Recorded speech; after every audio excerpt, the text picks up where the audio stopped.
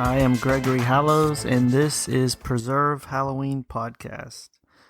After the month or so of having to read ghost stories, I'm gonna be very excited to finally be able to discuss the topic for this week's podcast, and I'm pretty much gonna jump right into it. One of the things I wanted to discuss before getting into the topic this week is the fact that I used to live overseas. I grew up as a kid, military kid, so I had the fortunate circumstances to live in Sicily, which, if you don't know, Sicily, it is the boot-shaped island, or the football-shaped island, actually. Italy's the boot. Sicily is the football-type shaped or triangle, I don't know. It's the little island just below Italy, and I come from a military family, like I said, so we were stationed at the military base there in Sigonella. When I first arrived there with my parents and my brother, we lived in a hotel, I think, almost 2 years of the time we were there because there was not enough housing for our family. And then once we finally lived outside of the hotel, I lived halfway up Mount Etna, which was it still is, an active volcano. So that was fun. I actually saw the volcano erupt, I think, twice while I lived there. It was a really cool experience for me. It's one of the best times I've had. I really look forward to going back and visiting now that I'm older. I don't think I appreciated living there near as much as a child as I would now. I miss the food. I miss, everybody was really nice to my brother and I because our hair at the time was very, very light, and that was abnormal. So all the Italian grandmas would love to pinch our cheeks and call us Bambino, and it was really cool. Another great story from my time living in Sicily was my mother when we lived there worked at the school that I attended, and it was because it was only for kids of military families. It was K through 12. The entire school was in one building, so that was odd, but you kind of get used to it. But our principal, I can never figure out why he always had his hand in his pocket. I thought it was, maybe he had just, I don't know. Maybe he thought he was cool, or it was one of those things where, I didn't think it would strike me as odd as it did as a child. But I came to find out much later that my principal lost his hand and had a hook for a hand, and he kept it in his pocket all the time because he didn't want to scare us. So not only did I get to live in Sicily, but my principal had a hook hand, which was awesome. That's a horror story waiting to be written, I'm assuming. But so because of my experience living overseas in Sicily, I've been wanting to tackle this topic for quite some time. La Befana. If I know that a lot of people have been posting about her on the group we have on Facebook, and just sending me articles because of the time frame, mostly, I'm assuming. But I've been wanting to do this subject for a while, so I'm just going to jump right in. It's a really fun, interesting story, and I love reading and researching about other cultures and their legends and how they relate to the things that, I grew up thinking that was it. When you're a kid and you grow up in the United States, it's Santa Claus and the Easter Rabbit and things like that. It's really fun having the experience, knowing that there's so many other cultures out there. That was one of the best things about living overseas, is I came to appreciate all this other culture that existed, and it made me want to learn as much as I could. So here we go. The figure of Babbo Natale, who is Father Christmas, with his red hat and suit, his white beard, and his bag full of presents, is famous pretty much all over the world, Santa Claus. But in Italy, children await a visit from another figure known in their culture as La Befana, and she is a friendly Italian witch who rides around on a broomstick and carries with her a sack of candies and gifts. This image of what is called La Befana now comes from a multitude of cultures and symbols. On one hand, you have the Christian tradition of the Epiphany, which is the first revelation of Christ as man and God to the Magi, who came with gifts for the Messiah. And on the other hand, you have the folk and pagan traditions that were connected to the New Year and to the 12 days which followed the winter solstice, which came to basically intermingle with the Christian Christmas cycle. A popular belief is that the La Befana name comes from the Feast of the Epiphany. Epiphania is a Latin word with Greek origins meaning manifestation of the divinity, and some others suggest Befana is descended from the Roman goddess Strinia, and others say that La Befana is a derivative of Bastrina because the gifts associated with the goddess Strina. So, a theory also connects the tradition of exchanging gifts to an ancient Roman festivity in honor of Ionis and Strinia. And in Italian, a Christmas gift used to be called a strena.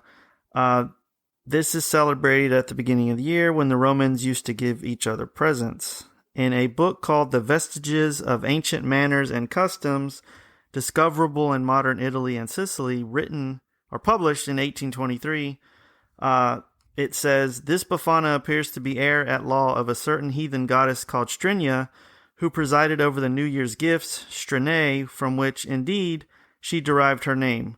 Her presents were of the same description as those of the Befana, figs, dates, and honey. Befana also maintains many similarities with Perchta and her pre-Christian Alpine traditions. So there's a lot of history, much like anything that has multiple origins, and depends on who you ask how you can explain it. But I want to stop right there for a second and go back just a little. Well, actually, go back a lot. Historically, at the end of December, the Romans would celebrate the Saturnalia in honor of Saturn, the father of Jupiter. In later times, the Saturnalia became associated with the cult of the Sol Invictus. The period in today we celebrate the Epiphania corresponds to that in which the Romans used to honor the Lauri. In European folklore, the 12 days between Christmas and the Epiphany were the period in the year when the presence of witches was most felt, especially on the 12th night, asked Shakespeare, the night of the Epiphany, which was considered one of the magic nights in the year. In anthropology, the Epiphany, the last festivity of the Christmas period, is considered a celebration of renewal, announcing the coming of the new season. The beginning of January was considered spiritually relevant in the East, where it was strictly, basically, associated with the figure of Jesus. The Epiphania was instituted in 120 AD to remember the christening of Christ. It soon was adopted by the Eastern Church, and it came to symbolize the four critical moments in the life of Jesus: his birth, the wise men, the christening, and the Cana miracle. In all four of these occasions, it is the Epiphania to be celebrated, a manifestation that of the divine in the person of Jesus Christ.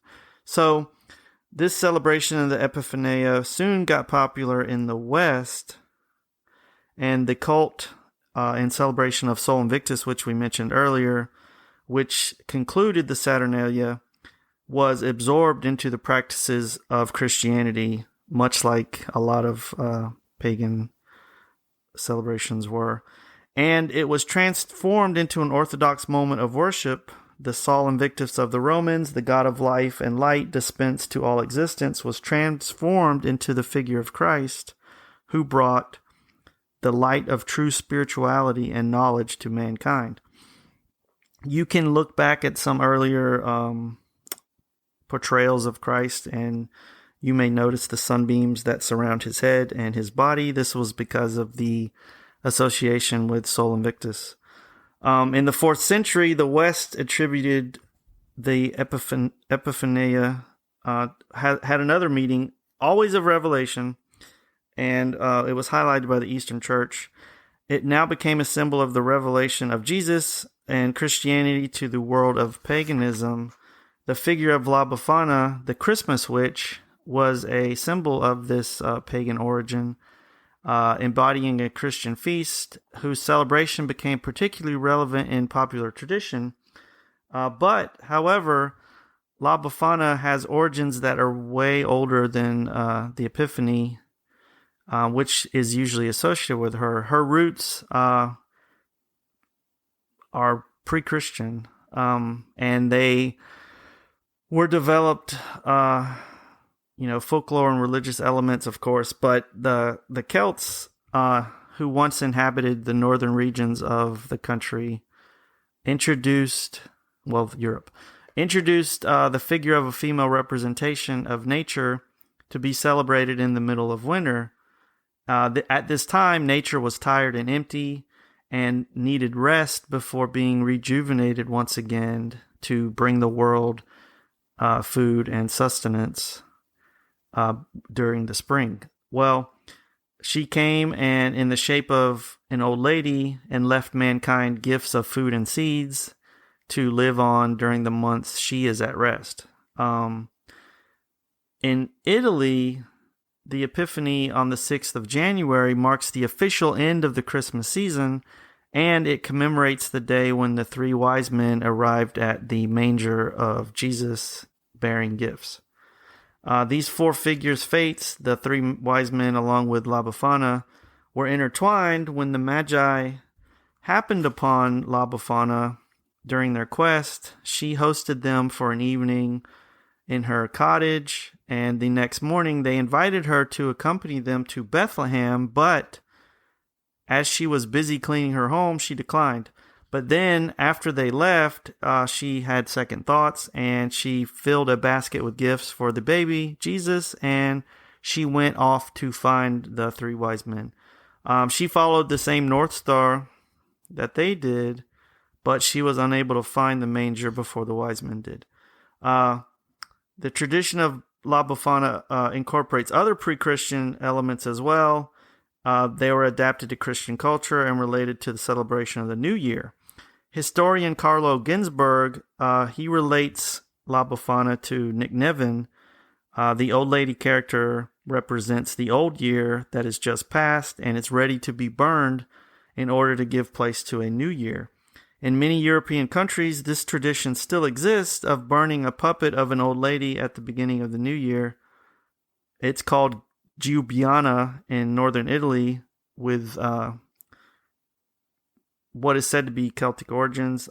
Italian anthropologist Claudia and Luigi Manciocchio wrote in their book Una Casa Senza Porte, which means a house without doors. They trace La Befana's origins back to Neolithic beliefs and practices.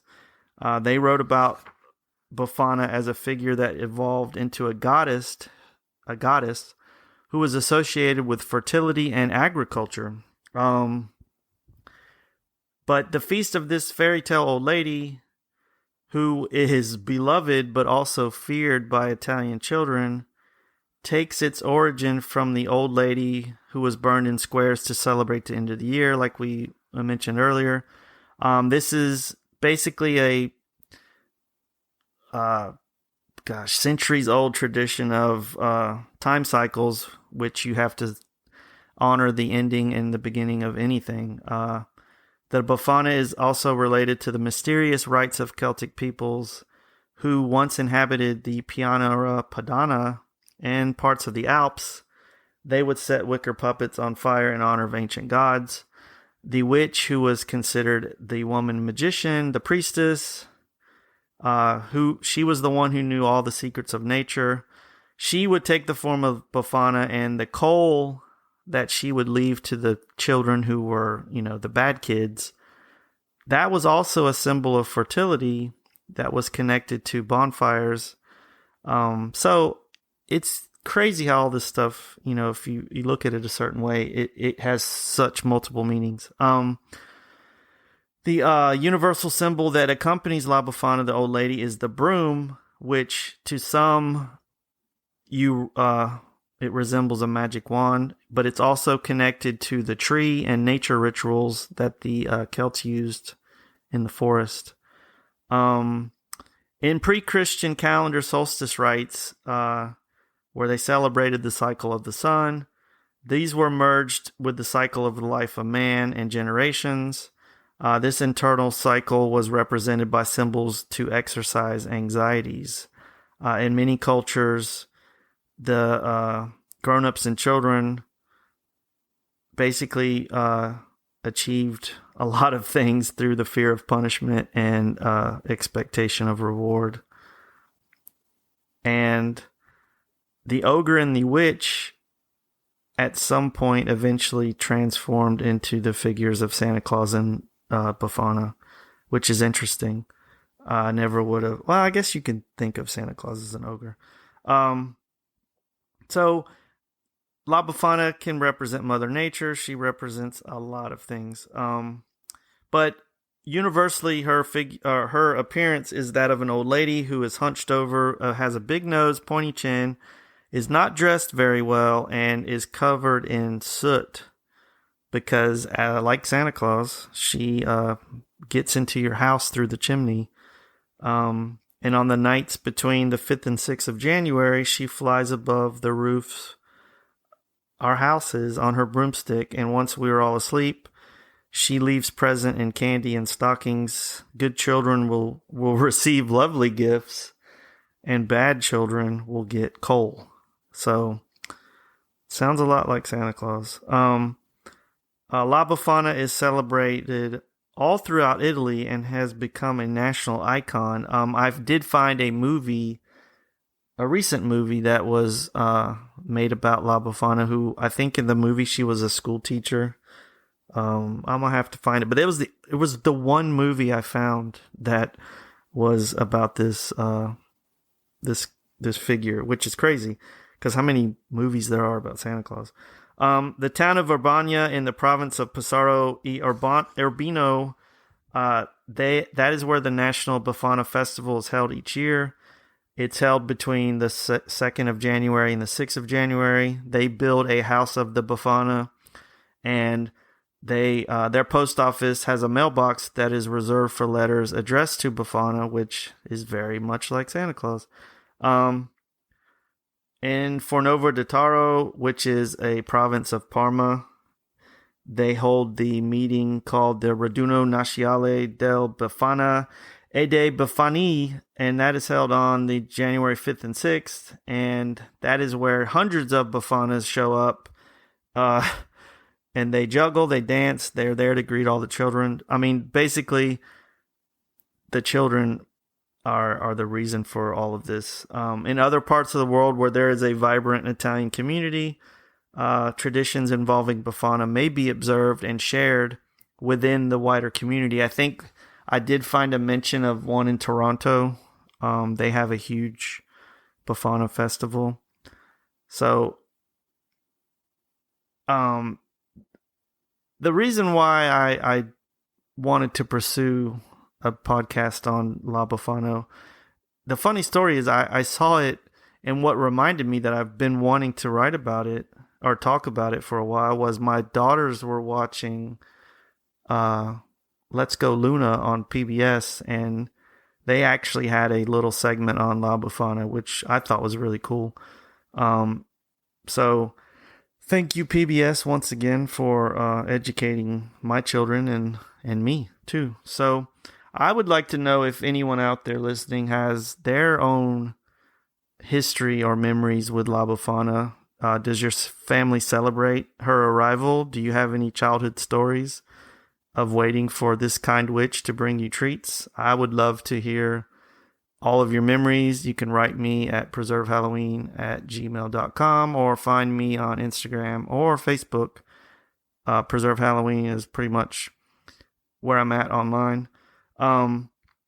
I would like to thank the prouditalian.com, Italy.com, lifeinitaly.com, italyheritage.com, and Tragediper, Sicilia.it, and always Wikipedia for the information that I found about this great topic. I hope that these stories and podcasts make you search out the wonderful traditions and legends and figures that exist all over the world, because there are a lot and they're really, really cool. And I love holidays that brings out a lot of it. So, until next time, thank you for listening and preserve Halloween. La Befana vien di notte con le scarpe tutte rotte, il vestito alla romana, viva viva la Befana. La Befana!